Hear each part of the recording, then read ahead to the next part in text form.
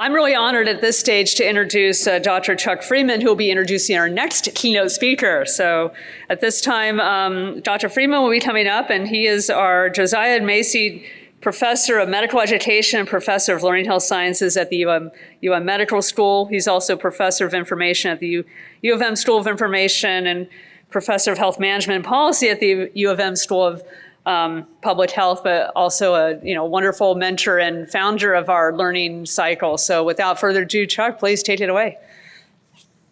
Well, good morning, everyone. I want to thank JD for really a terrific talk that has brought a lot of detail about implementation science to light in a very engaging way. So thank you so much for that. It's a pleasure to introduce Leora Horwitz, our next speaker, who will be focusing on the learning health system side of this symposium.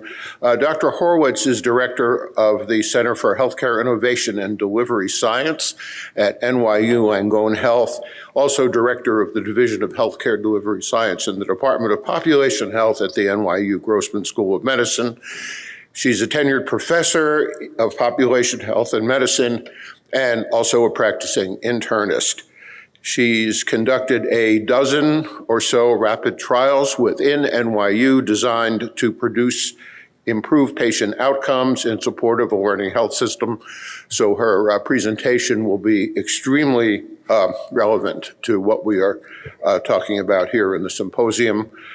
Today, she's graduated from undergraduate and medical school at Harvard, which this MIT grad considers the other place down the road, but that's okay. We like you anyway.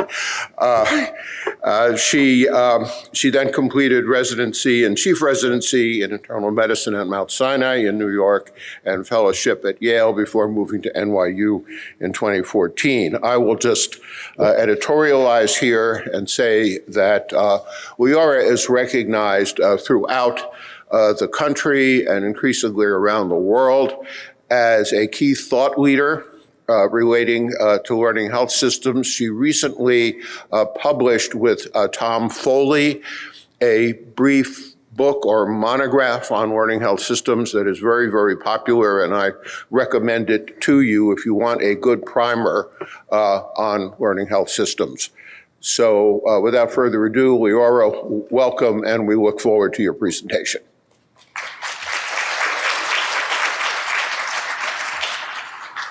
Okay, thank you for having me. I enjoyed that talk so much, and I'm going to bring it back to my team.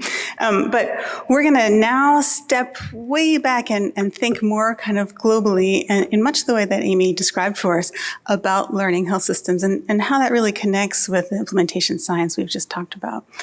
To reiterate what Amy read, because it can never be said too often, this is how the Institute of Medicine, now the National Academy, defines a learning health system. A learning health system is a system in which science, informatics, incentives, and culture are aligned for continuous improvement and innovation, with the best practices seamlessly embedded in the delivery process, patients and families, active participants in all elements, and new knowledge captured as an integral byproduct of the delivery experience. I literally have this pasted next to my desk at work. I love this. I think about it all the time. But I will say it's a lot. It's hard to remember all of that stuff. I would never be able to cover all of this in 40 minutes. So I'm going to pivot to the other model that Amy talked about, Chuck's model of the data to knowledge to practice and back to data model, because this I feel I can manage in about 40 minutes. So let's think collectively about how a healthcare system can implement strategies and infrastructure and a mindset that allows us to move from data to knowledge to practice and back to data. So let's start with data to knowledge. Our problem with learning has never been that we don't have data, right? Like, we are drowning in data. We generate petabytes of data on a daily basis, but it just sits there in the electronic health record. unused, uncleaned, unexamined, and it does not contribute to knowledge. So what are the ways in which a healthcare system can liberate those data and be able to use them for knowledge? So first of all, you can get your data out of the system and put it into some format that is visual or readable or summarized or aggregated. And so we call this the Dean's Dashboard at NYU because the Dean is obsessed with this idea of getting data into a format that people can look at and use. And so now we have like hundreds of these dashboards for everything you could possibly imagine. And we are a healthcare system. So this is about patient care, but also about research, also about education, also about administration, also about finance, also about IT, right? So a learning health system has to cover all domains of a large enterprise, in our case, as an academic health center. It cannot be just limited to, patient care or just finance or what have you.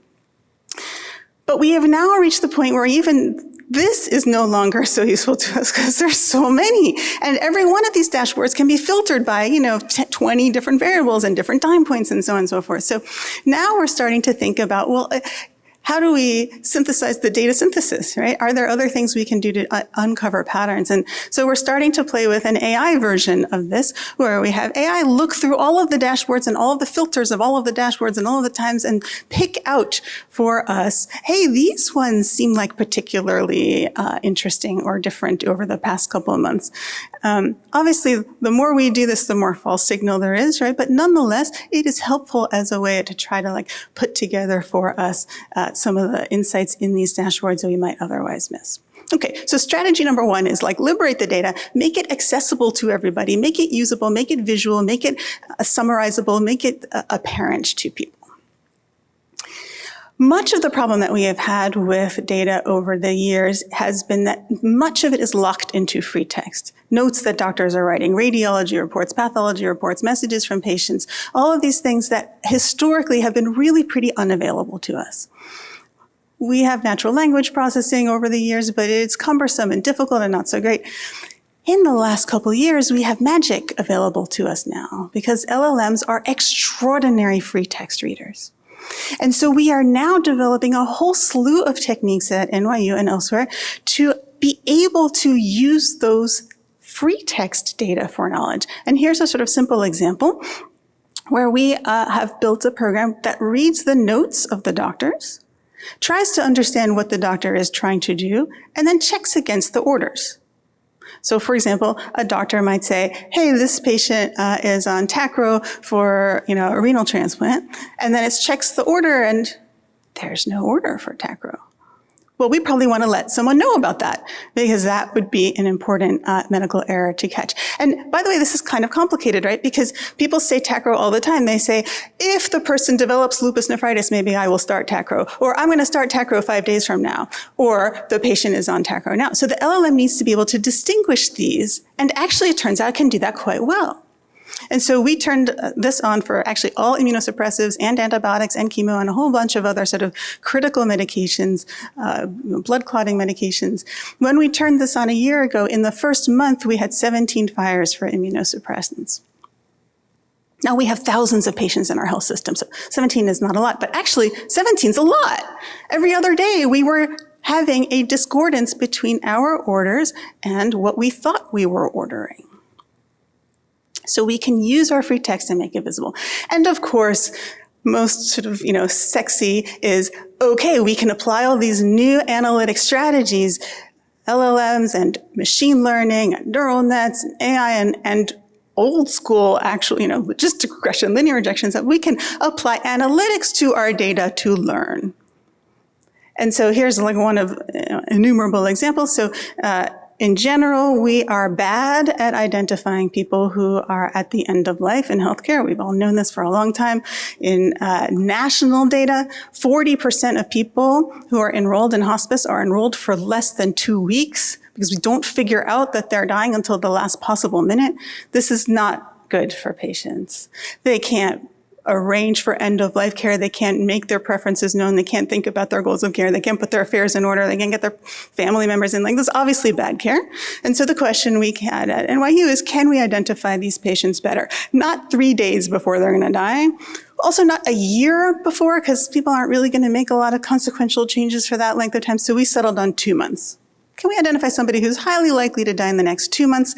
That felt like a time frame where people might make real changes about their plans. And so we actually developed an ensemble set of models, a whole slew of machine learning models that were functioning pretty well.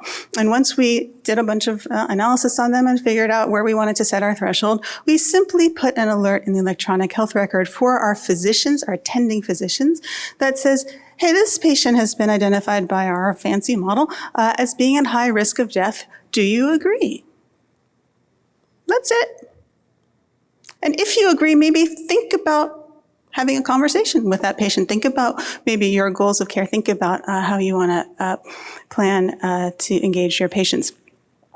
And we ran this in the background for a while and found that on average, about a quarter of patients were having this kind of conversation take place. So then we turned on the alert, and what we found, so I don't have an arrow here, but you can see along the bottom, around a quarter of our patients were getting these conversations. But the people who had that alert right here, 2/3 of them had a conversation like that documented, just by kind of raising awareness. In fact, even more than the number of people who died who we had that conversation with, which was only 50%. So using patterns in the data to surface knowledge about the patient can make a difference to the care that they get. Okay, Amy mentioned correctly that it takes 17-something years to get evidence into practice, and this is really shocking and unacceptable, and still true today. And so the question is, now, how can a learning health system take the enormous amount of knowledge that we already have, plus all the knowledge we're about to generate in the ways that I just told you, and how can we actually implement that into practice? This is a whole other set of strategies. This is where implementation science comes into place, right? How do we get people to use the evidence we already have to take best care of patients? And here too, there are many strategies that a health system can employ. So for example, we can identify which patients the evidence applies to and figure that out and surface that to the docs. So a sort of simple example here is we were trying to get patients evidence-based assessment for blood clots in the lung in the emergency department. So a blood clot in the lung can be lethal. Can be very serious. We don't want to miss them. But they can look like a million other things. They're very nonspecific. They're kind of hard to diagnose, easily confused with other conditions. And the best way that we have to diagnose this right now is a CAT scan with contrast. That's radiation, that's contrast that can damage the kidneys. People can have allergic reactions. They're expensive. We don't want to irradiate everyone who walks into the emergency department. So this is a challenge. And happily, people have been working on this for a long time, and we have lots of evidence about who should get a CAT scan in the emergency department to see if they have a blood clot. In fact, we have scoring systems for this. But in our health system, it was not obvious to us that anyone was using such scoring systems, so we spent quite some time figuring out how to automatically calculate this scoring system in our electronic health record. We are surfacing the knowledge that we need to implement into practice. And when somebody ordered a CAT scan, at that moment, the electronic health record would calculate that risk. If the person was high risk and appropriate for the CAT scan, you could just order your CAT scan. You didn't even know that anything was happening in the background because we didn't have to bother you because you were doing the right thing. But if you were ordering a CAT scan and the risk of the patient was low, we would give the doctor an alert and say, hey, you know what? This person has a score of 0.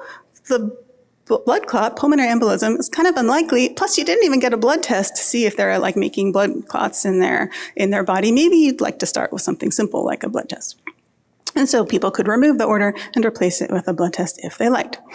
And so what we found is that in the first 9 months that we turned this on, 137 of these CAT scans for pulmonary embolism were avoided. Mostly they were just canceled when they got that alert and people realized, I don't need to do this. Or they switched to that blood test and the blood test was negative, so they didn't need the CAT scan. So we were very pleased with ourselves. Our guideline adherence went from about 2/3 to more than 3/4. And this is on around 1,600 to 1,900 CAT scans in the 9 months pre and the 9 months post. So we were quite happy with ourselves for this. But it is very important when you perturb a system that you pay attention to all the things that happen when you perturb a system. So for example, we looked to see what is the yield of our CAT scans, right? So we've canceled all these low risk ones. We should be finding more blood clots in the ones that we are doing because they should be higher risk. But actually we found fewer blood clots. Our yield went down, statistically the same. Okay, whatever. Our yield was unchanged. This is not what we were expecting. So we did a little bit of a deeper dive, and we found that, in fact, our CAT scan order rate went up, even though we were avoiding these low-risk CAT scans. What happened was that our blood test order rate went up, this D-dimer test. Now, the D-dimer test is looking for blood clots in the blood, sort of products of blood clots. And the problem with it is extremely nonspecific. And so what we had really done was we had taught our emergency doctors, if you don't get this blood test before you order your CAT scan, it's going to pop up an alert that is annoying, so maybe you should just get that blood test all the time, right? But the problem is that blood test is not very specific, and so it's often positive. And then people would say, I have a positive test, better get a CAT scan. But those people were, in fact, pretty low risk. So this was an unintended consequence of our intervention, which had we stopped at the sort of first pass outcome that we cared about, we would not have recognized. We had lots of debates with our emergency physicians about this. Half of them were like, well, but we're more guideline concordant, this is good. And then half of them said, well, but this is not really what we're trying to accomplish. And so in the end, we turned it off. Even though we had spent quite some time building it and we had we did this with our emergency colleagues, everybody was excited about it, but we turned it off because it was not doing what we wanted it to do. And we knew this because we took the effort to learn from our intervention. A key part of implementation science is figuring out not only what strategy should we be using, but how, when, where in the workflow, how do we get people to pay attention to the things we want to do? So I'll give you another quick example. Spironolactone is an old medication, costs pennies, it's generic, and likely as a consequence of that, we don't use it much. There's no drug companies coming around buying you lunch to use spironolactone. But it reduces mortality in people who have heart failure with reduced ejection fraction. It reduces hospitalizations. In fact, it's barely need to treat anyone. You only need to treat 37 people to prevent 1 death or a heart attack or a stroke. And so this is a sort of easy example of a situation in which knowledge has not led to practice. We don't use it enough, even though we have ample knowledge about this medication. And so one of our cardiology colleagues at the time, who was a fellow, Amrita Mukhopadhyay, along with a variety of our colleagues, thought, okay, I will try to get doctors to use this medication. And a priori, it was not an obvious set of strategies. We didn't know what was the right way to get people to do this. So the obvious thing that we default to all the time is these alerts in the electronic health record, right? And so she thought very hard about what would make an effective alert. We did user-centered design. We did, evidence from the literature and so on and so forth. And she built, in the end, an alert that tried to capture all the things people really need to know. So first of all, it's very visual, tells you what the alert is for. This is a heart failure medication alert. You may not be able to read this, but it includes all the things you would want to know if you were ordering this medication. It says, this patient is not on this medication. And as far as we can tell, there's no contraindications. Patient's not pregnant, they don't have high potassium, their kidneys are okay, they're not allergic to this, because those are all the reasons, we would not want to give the medicine. We excluded all those people up front. And here are the other medications this person is taking. in case you want to have a sense of, what else you're doing. Here are the last labs, in case you don't believe us that they don't have a contraindication with the labs. Here's the last blood pressure, and you can order the medication. So that could be one strategy, but it's annoying. People hate alerts, and there's only so many alerts we can give. Like there's, 10,000 medications we should be using for various people. So maybe another approach would be to just tell a doctor about all of their patients that are not on this medication, and maybe they can just en masse order it for all of them or send them a letter or have their nurse call or, just manage it all at once. So we thought, okay, maybe we could try that. And so we built a very similar sort of set of information, but as a list instead of one by one. And so all of that information that I showed you on the alert is present in this report. It just sort of goes off to the right there. And this way, even if the patient doesn't show up to your office, you could still intervene. So otherwise, you're waiting for them to actually come. And of course, maybe we should just not bother people at all and see what happens there. So we ran a 3-arm randomized trial.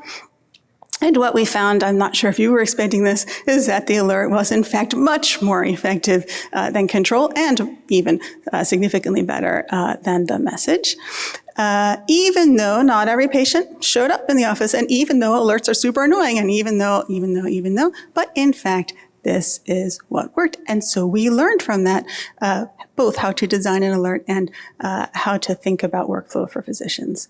So in our health system, this is accounting for around 800 additional spironolactone prescriptions annually, which is like 22 strokes or heart attacks or deaths avoided for these annual set of patients. The part that people forget about, that I want to spend the last few minutes on, is the final cycle of practice to data. One of the biggest challenges we have in healthcare is that our practice is not rigorous. It's haphazard. It's biased. It's like individualized. It's whatever's on formulary. It's what I feel like doing this morning. It's I'm late today, so I don't have time to think about this. It's whatever, right? And garbage in, garbage out. If we don't design our practice to generate the kind of data that we can learn from, then we can't do this whole cycle. And people forget that all the time. So I want to spend the last time thinking about lots of ways in which we can design our practice to capture data that we might not otherwise have or that might not otherwise be unbiased or rigorous. So remember our CAT scan project. When we were designing the intervention and building it, we went around and talked to all of our emergency department colleagues, and we said, how come you don't use this scoring system? Like, we have a lot of evidence. Why aren't you using it? And they would say all kinds of things. They would say, well, we're right here in Midtown Manhattan. We're like, 20 minutes from LaGuardia and 30 minutes from JFK, and people get off the plane from, Melbourne, Australia, and they have like swelled legs and blood clots in their legs, and that's not in the scoring system. Recent travel, it's not in there, so I don't trust it. Or they would say, I've been a doctor for a long time. I think I can tell who has a blood clot. So I don't use that thing. Or they would say, listen, my patient's 2 sisters both had blood clots and her mother had a blood clot and she had cancer 10 years ago and none of that is in the scoring system, so I don't trust it. So we said, well, that's fine. You don't have to trust it. But if you choose not to trust it, you don't believe the score of 0, tell us why. Our data in the electronic health record does not capture judgment, does not capture thought process, does not capture reasoning, except in free text, which we're only just beginning to get to. How can we design our electronic health record to capture that higher order kind of data, that judgment, that assessment, that knowledge data? And so we, in this case, built that in as the reasons to disregard the alert. And the reason that is valuable is then we can learn from that. If you click, well, this person just had recent travel, I don't trust the score of 0, how many of those people have a blood clot?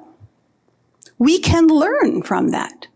And so we did. So remember, our overall yield went down to like 10.8% from 13%. But in the people who the doctor said, I think I can tell, they were absolutely right. Those people had a blood clot rate of around 13%. Statistically indistinguishable from the overall yield, even though they had a risk score of 0. The recent travel people had a blood clot rate of around 7.7%, and that prothrombotic state, my sister, my mother, whatever, negligible, like around 3%. Now remember, we turned this off after 9 months. So these are not really big enough to truly learn from. But had the overall intervention worked in a way that we were comfortable with and we had kept it running, we would have been able to build up a robust data set of clinical intuition and judgment, at least for our clinicians in our setting, that we could learn from. And then we could change our risk score, or add to it, or allow for that, or change the way in which we learn from our practice to influence the data that we're generating. Building feedback loops is another way to generate data we don't otherwise have. One of our most challenging alerts for many years has been a flu vaccine alert. So for years, every September, we turn on this alert. We turn it off in March. And the original alert said, responses to screening questions suggest that influenza vaccination is indicated for this patient prior to discharge. This alert shows up for nurses only.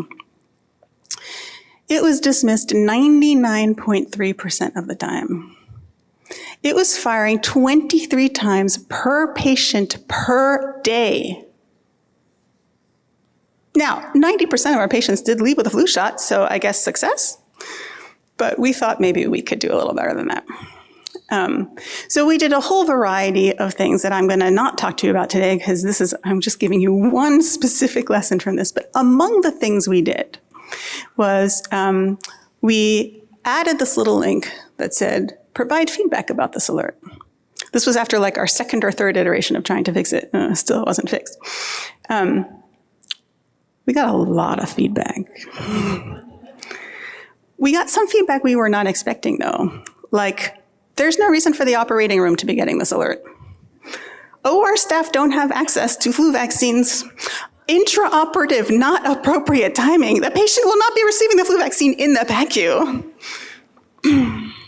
So I just want to say we had gone and interviewed a lot of nurses about the flu vaccine. Like, we were good implementation scientists. We talked to lots of people. It did not cross my mind to ask the nurses in the OR how they felt about the flu vaccine. I still didn't believe it, actually, even after we got this feedback, so we pulled some data. So here's a person who's not even in the OR. This is a person who's in the interventional radiology suite, and the alert is firing at 10:31, and it fires at 10:32, and at 10:33, and again at 10:33, and so on. And why is that? It's because the alert was set by our IT department eons ago to fire anytime somebody changes the flow sheet, because that's what nurses do on the floor. They go in every 8 hours and they take the vitals and they update the flow sheet. And we thought, well, that would be a good time to alert them about the flu vaccine. And nobody in IT thought to themselves, well, you know who's updating the flow sheet like every minute? It's the anesthesiologists in the OR, right? And for years, this had been going on, which is why, on average, it was firing 23 times per patient per day. But the OR nurses had no way to tell, they didn't even know who to talk to, right? Like, it just got so ingrained in them to just make it go away that this was going on for years and years and years. We did not set up our practice in a way that would make data available to the people who needed the data, which in this case was the IT department, who could very easily turn it off in the OR and the GI suite and the IR suite. And it turned out like the cath lab, and it turned out a lot of places that it was firing completely inappropriately. We did that and it went down to like 4 times a day, like instantly overnight, right? So designing feedback alerts, designing your system to surface data is a crucial part of a learning health system. And then finally, of course, you can build your practice to generate unbiased, unconfounded, rigorous data simply by randomizing to avoid all of the weird confounders and biases and indication, by selection, and all of the stuff that people do when it's up to them what to do. And so we've done dozens now and dozens of these rapid randomized tests within our health system. We write about them all the time. We really enjoy talking about them. And so I'll just give you a handful of examples to finish off our time together. When you think about a systems level, a learning health systems randomized trial, this is akin to basically a pragmatic clinical trial. We are doing these embedded in our health system. We want there to be a high volume of events so we can do them pretty quickly. This is not a 5-year NIH-funded randomized trial that we are waiting forever for.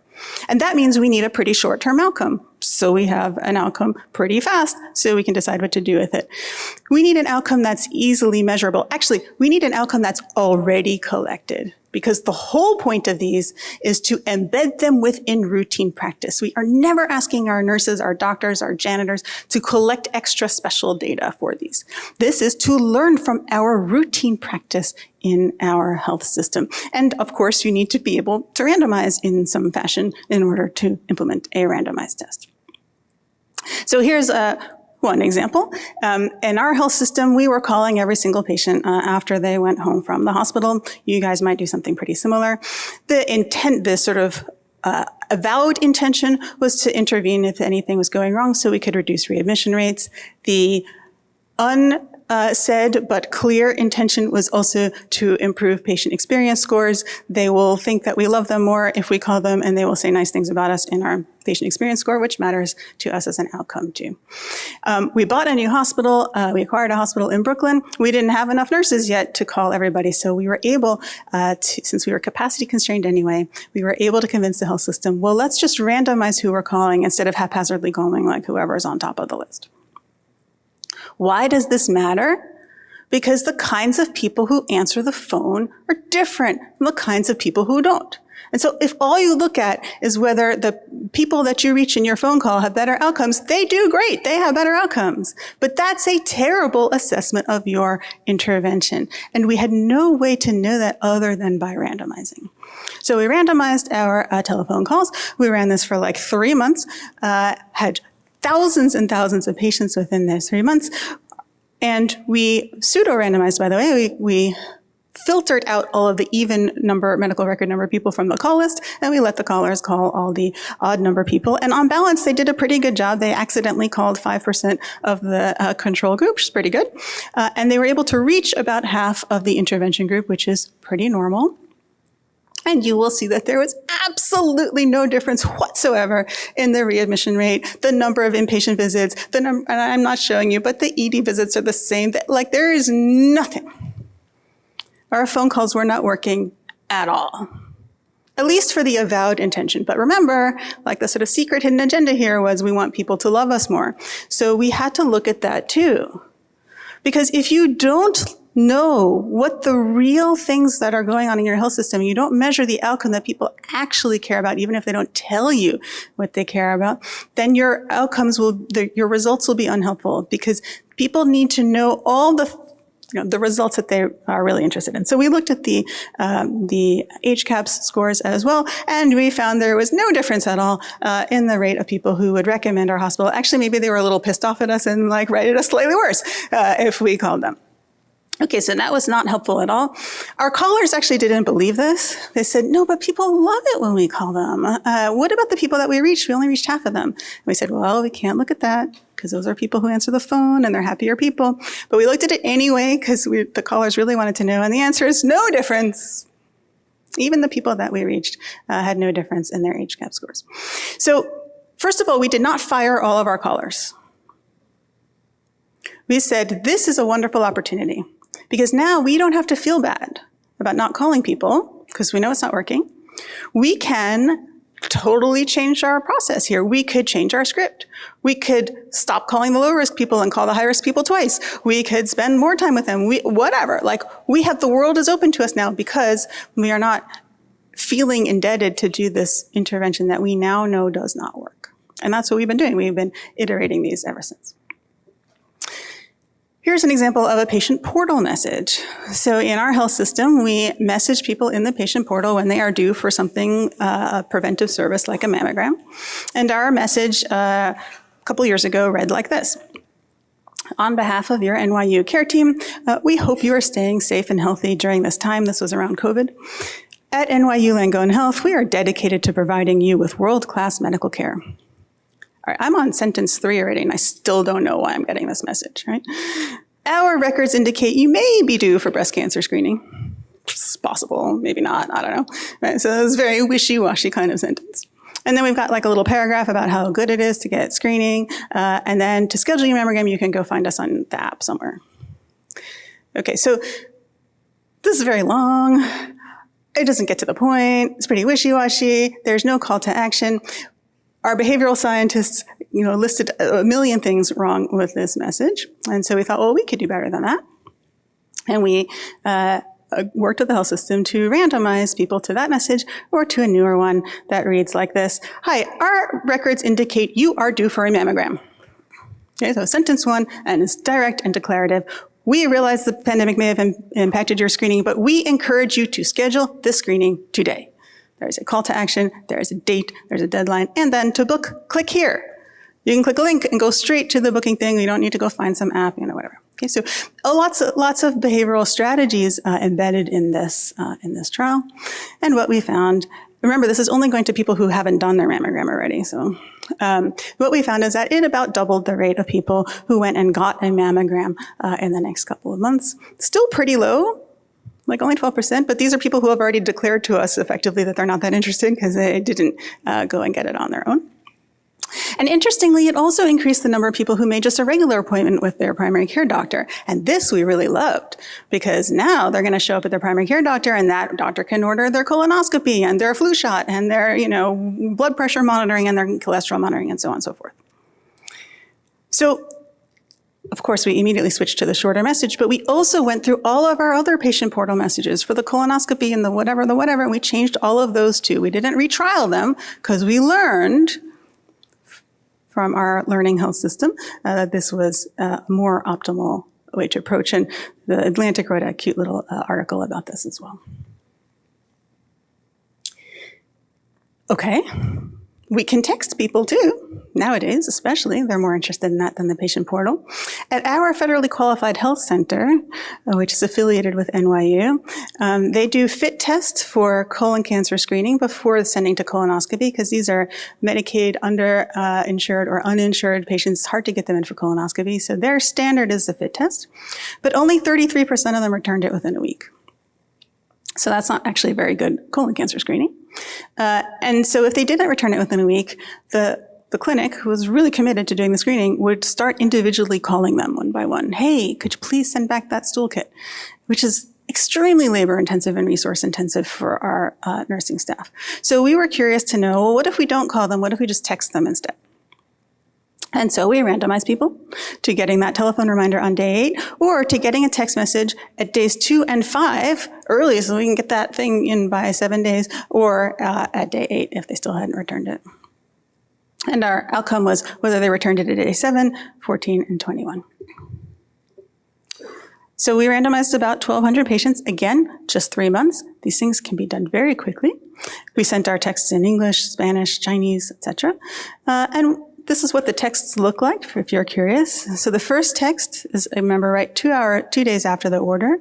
Hi, your provider gave you a colon cancer stool screening test at your recent appointment. The test is easy, and it can save your life. Please return it by this certain date to this address. So we give an artificial deadline. I don't really care when they return it, right? But people respond to deadlines. And this is positive message framing here with some encouragement to do it.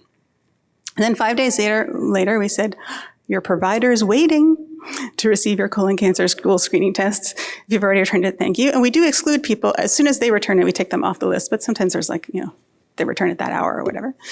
So again, a different behavioral science nudge here for this sort of social pressure. If you need a new test, you can call us. And then by 8 days, we say, hey, your stool test is due tomorrow. If you've already returned it, thank you. Again, a sort of arbitrary deadline. And what we found is that, in fact, the text messaging, which is in the dark purple, versus the call in the lighter blue, was substantially more effective than the phone call, and much less resource intensive. So easy. We automated this. Right? So these just went out automatically. We didn't have to take up our nursing time with it.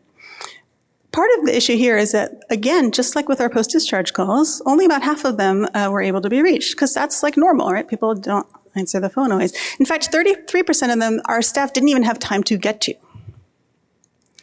Whereas in the text group, 95% of the texts were delivered apparently twice. Sorry about the typo.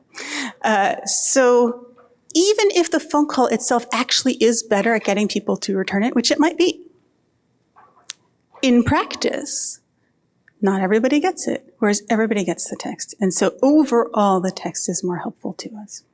And again, we immediately turned that on across the board. So this is now just running for everybody in our health system who has the fit assigned. This saves, a bunch of hours, like a whole day of a nurse every month. But more importantly, on average, it's getting us about 43 more fits back within 21 days each month. At our institution, the positivity rate of fit is about 5%. So that's about 2 or 3 more positive fits every month. And nationally, the data suggests that the cancer detection rate among people with a positive fit, if they go on to colonoscopy, is around 3 to 8%.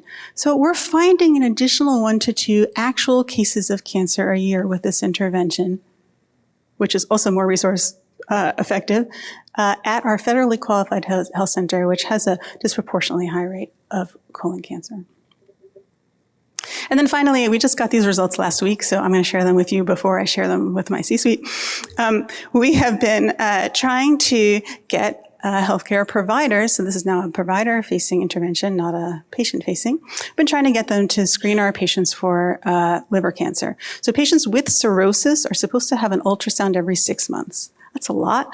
And so 24% of our patients don't get that. They miss one or more. And about 3% of those patients will have a cancer identified on the ultrasound, so it's important to do the screening. Liver cancer especially is really only treatable if caught early. Now, we know that alerts are very annoying, even though they work. And so we've been sort of thinking about, well, is there something else we could do? And so in this intervention, what we did is we skipped the alert entirely. We got a bot, and the bot kind of scrapes the chart every morning of everybody who is scheduled for the gastrointestinal visit. And if it finds somebody who looks like they are due for a liver cancer screening, it will just put the order straight in the chart. It'll just append it in there with the appropriate indication, cancer screening, with the appropriate timing, with the appropriate length. It'll just automatically put the order in. And then when the doctor comes to see the patient, that order will already be sitting there in their queue. They can still get rid of it, but there's no alert, there's no clicks, there's no whatever, all I have to do is sign it. So we wondered if that would be helpful. Now there's downsides to that too, right? Because as annoying as alerts are, they are educational, right? They're telling you this person should have screening. They have cirrhosis. You're supposed to do it every 6 months, right? As opposed to just something appearing, and why is that, right? So it was not obvious to us that this would necessarily work, but we randomized all of our GI clinicians to either getting this auto-appended order or not. Again, we ran it for just a short amount of time. This is what the order looks like.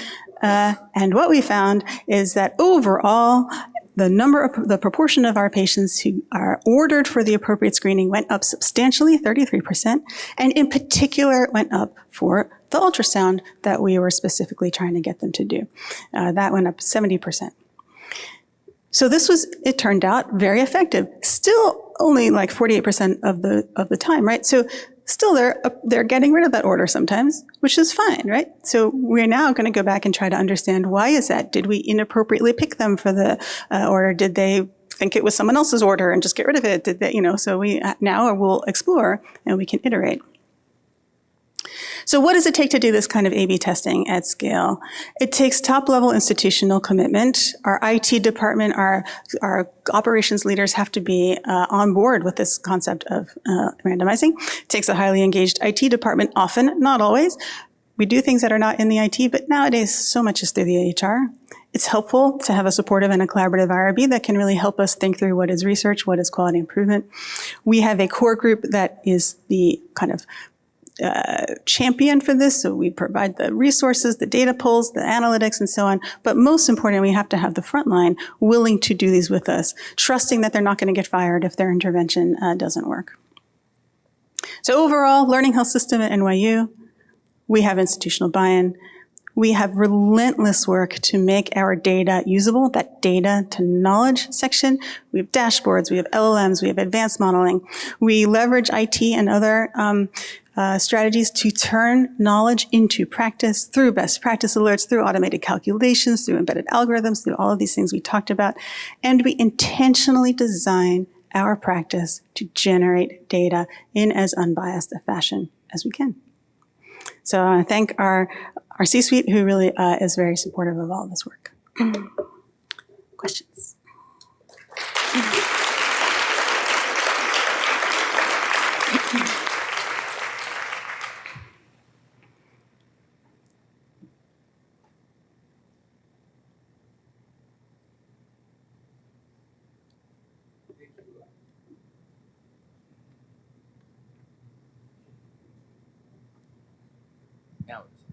Okay, I broke the tape to return it on, so hopefully we're good. Thank you for sharing those.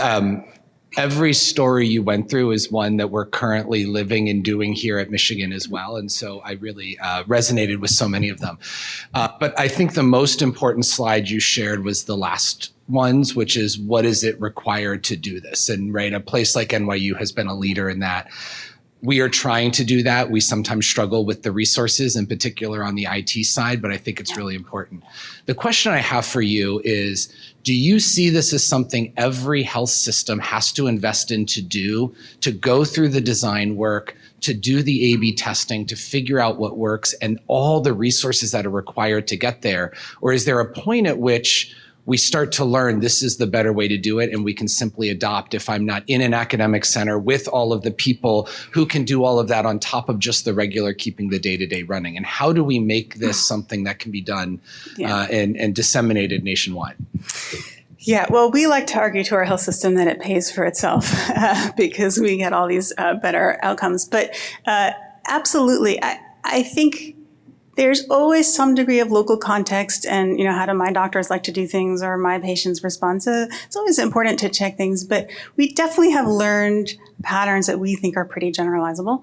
So for example, the spironolactone alert that I showed you, is an alert better than a report? We just finished replicating that at 3 other health systems. We didn't even bother with the report. It was just the, alert versus not. And it was almost identically effective at those health systems. And they were able to implement much more easily because we packaged up the alert for them, put it in the app orchard for them, and it took still some effort, which we could talk about, but they were able to implement relatively easily. So to the extent that we are generating knowledge that should be transferred into practice, then yeah, we should just do that stuff. To the extent that we still need to figure out what the knowledge is at our system for whatever reason, we should do that too. So yes, and yes. Yes, every health system should do this, and yes, we don't have to reinvent every wheel either. Leora, thanks for this talk. I don't know if you know this, but alerts are very annoying. Yes. So I have 2 questions about that. The first is, I wonder about looking at people who are being trained right now with alerts versus those of us who still remember scribbling in the chart. I wonder what the acceptance rate is for that. And the other thing is there a future for AI to be more specific so that the OR nurses don't get those alerts and I don't get primary care alerts because I'm a specialist? Yeah, we have an entire book of business of getting rid of alerts, and we are very proud of having reduced many alerts substantially, oftentimes because they're accidentally set to show to the wrong people or for the wrong patients, and we spend a lot of time optimizing those. And I think AI can be helpful there, but where I think AI could be even more helpful is it is just not sustainable to make an alert for everything. That is just a stupid plan. And we do that now because it is what is available to us, but it is obviously not the right thing to do.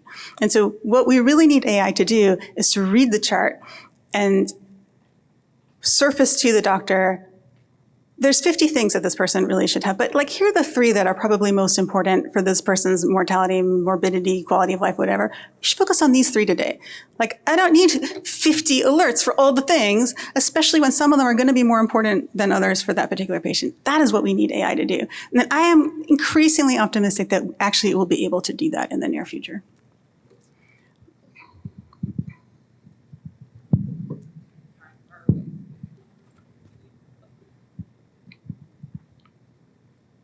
Thank you so much. This was so awesome and really inspiring. I wanted to ask also about the last slides at the end and what was your experience creating that buy-in and what are some of the secret sauce, I think, and then also for your staff and yourself, where does that time and effort, is it on the research side? Where does your staff come from? Where were the nuts and bolts to all of this? Yeah, we are, I will say, very fortunate in having a C-suite that that began already being very data-driven. Like the dean came in a few years before I got there and said, I am going to turn this pretty kind of mediocre academic medical center that was like, I don't know, 100th in the country. We're going to be a top 10 place, and we're going to do that through data. So there was already a culture of data interest and responsiveness. And from there, it's not that big a leap to, well, how do I get better data? How do I use my data? How do I find it? How do I apply it? And that was helpful. Our rapid trials unit actually began with a donation from one of our trustees, who was a private equity guy and was like super into data. And so I pitched him first, and he gave us money to set up this RCT lab. After about 5 years, that money ran out, and he was like, well, obviously this is useful. Like the health system should support it, which they do. But it was helpful, again, that they didn't have to put up a lot of resources early on so we could demonstrate proof of concept. And you asked me something else that I have now forgotten. Oh, time and effort. So the health system supports a small group of us, about 6 or so, core group that are not grant paid, that are providing a lot of the help. But 90% of this work is done by other folk, the front line, the IT department, so on. So there are more resources than that ultimately. And then, of course, we layer on grants. So we have plenty of grants as well to do particular projects on top of that.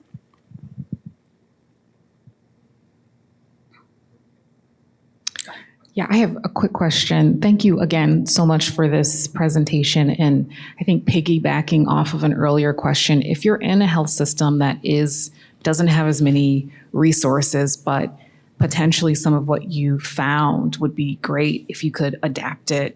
How can they find out about this research? How do you disseminate what you do? And then are there ways that, systems like yours can collaborate with some of those other systems to figure out best strategies to implement some of these things? Yeah. Well, when we get around to it, we write academic papers, but we're not always great about that. What we do try to get around to is we write up one-pagers and we post them on our website. They're just like précis, one graph, like a quick summary, so that they're easy for people. We've also created a whole toolkit, which is publicly available and free on our website. So you can download it, and it walks you through every step. Like, here's what you need to do a trial like this. Here are the people you need to get on board. Here's how you think about outcomes, and so on. So, and that's widely used. And then, we love to collaborate. And so we're always looking for other folk to collaborate with. We right now have a contract with Medicare, with the CMMI, the Innovation Institute, to embed this rapid trial methodology into their demonstration programs. So their demonstration programs, community hospitals, private practices, people sign up, to have these various demonstrations, and they have absolutely no idea how to do any of this. And we are coaching now 10 right now live, 10 different sites around the country that are like private practices with no data and stats knowledge at all, to run very simple A/B tests, different messages for reminders or phone calls or whatever. And all of them have been able to do it just from our coaching. We don't give them any money. So it is doable, this kind of activity, because we try to make it as simple as we can and embed it into practice.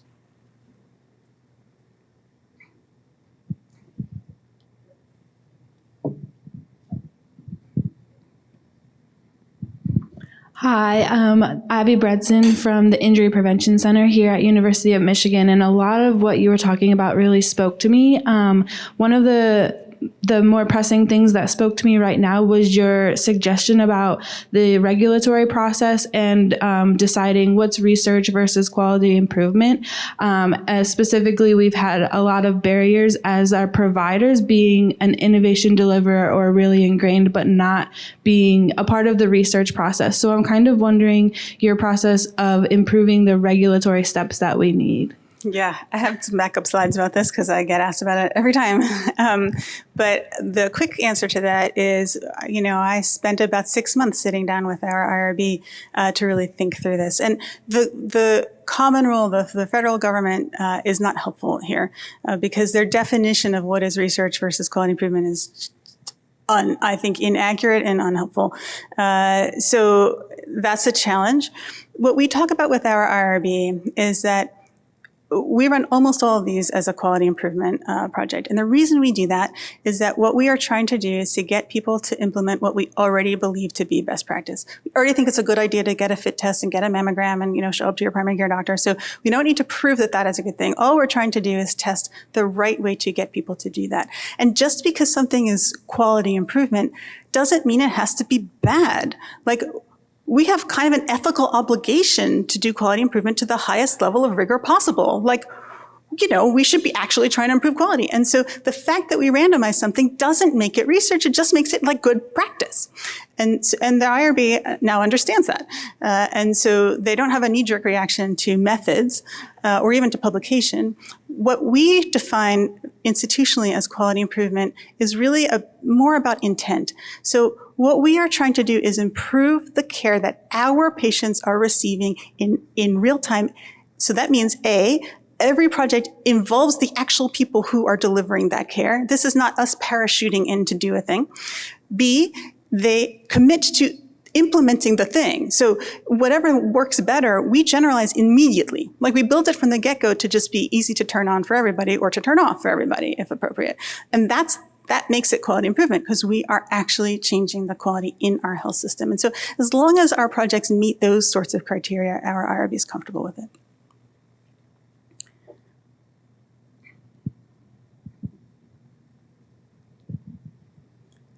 There's some people at the back. I don't know how you are for time. Sorry, we have an online audience, so I just had one. You were good. Okay. So the question is that learning health systems aim for transformative change, yet academic medicine often has cultures, incentives, and power structures that will reinforce the status quo. In your experience, what has actually enabled true and enduring system-level disruptive transformation despite these structural barriers? Well, I will say that I think one of the critiques that we get sometimes is that this all does feel kind of incremental, right? Like, I didn't show you any examples of radical transformational change, except maybe if you think of this kind of approach to healthcare improvement as transformational.